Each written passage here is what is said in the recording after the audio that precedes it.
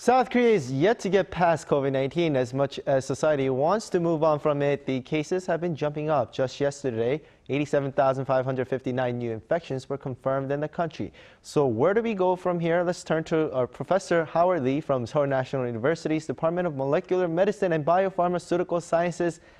Good morning, Professor. Good morning to you, sir. While I love talking to you in the morning, I hate the fact that it's still on COVID. Now we're seeing the highest daily new infections in 100 days. Where are we compared to other waves of infections that occurred in the past? Yes, the number of daily new cases, as we mentioned, has approached almost 90,000 yesterday. And this number is likely to increase for a couple more weeks. However, the slope of the increasing part of the uphill curve is not as steep as it used to be in the two previous resurgent waves, namely those in early March and mid-August, respectively, this year, both caused by the Omicron variants. This means that the peak could be much smaller than the ones we saw earlier this year. So, although the number of infections is rising, we don't need to worry too much about that, particularly as long as we are fully vaccinated and booster shots were regularly followed. Not only that, we have several anti-COVID-19 treatments, such as antiviral agents, and bivalent vaccines are also available. Right, now you are hopeful at the moment that the peak won't be as big, but there's a big twist to this situation. The government hinted at removing the indoor mask mandate sooner than expected. Now, will cases actually jump from this point if the mask mandate were to be lifted? I know I've asked you before, but considering this current situation right now, is it timely to have the mandates lifted? Well, I don't think it will rise unpreparedly. Although we may see some increase or jitters, I should say, especially for a couple of weeks after the mandate is lifted. As I mentioned before, I'm not in favor of indiscriminate indoor face mask mandate. We have to take into account the real-world effectiveness of indoor mask wearing, which depends heavily on the type of masks and how we use them. In addition, there are other factors that may affect the utility of masks, most of which we cannot control over.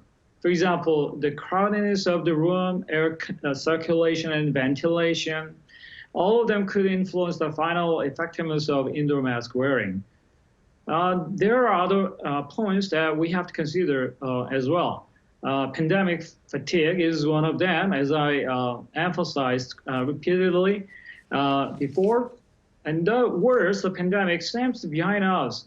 High vaccination rate and the wide availability of anti-COVID-19 treatments, as I said also, are another point that makes the situation quite different than what we used to be a year ago. So I propose to lift the unanimous indoor face mask wearing mandate at this point. Well, we've already talked about this numerous times, so I know where you stand. Right. But now turning to the possible twindemic, South Korea is seeing a couple of seasonal flus in the country, cases. What's more dangerous? I know we don't have a choice, but what would be more dangerous to flu or COVID-19? We don't have any choice. Oh, but before I answer your question, let me just correct one small thing. We are actually now in a twindemic. The cutoff has been passed already.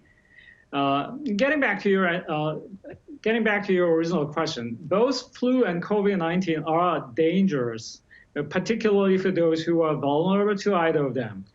The case fatality is also similar, particularly in South Korea, with both being approximately 0.1%. A patient can get caught by both infections at the same time or with some time apart. This is why we call it, quote unquote, twindemic. So this is not something that one is safer or worse than the other. Both are bad and dangerous. If you are not fully vaccinated for either, get vaccinated as soon as possible. It may not protect you from being infected 100%, but the symptoms will be much milder if vaccinated. Also, we have a couple of antiviral agents for both of them. So both of them are dangerous, but we are sort of ready at this point. Right. I wanted to ask you this question because not many are willing to get vaccinated by both at the moment, looking at the numbers. So maybe if you give one more priority, it'll be easier to push people to be vaccinated. Well, thank you so much for joining us this morning. It's always a pleasure to talk to you, despite the topic. Thank you. Drive safely. Thank you. Stay safe too. Thank you.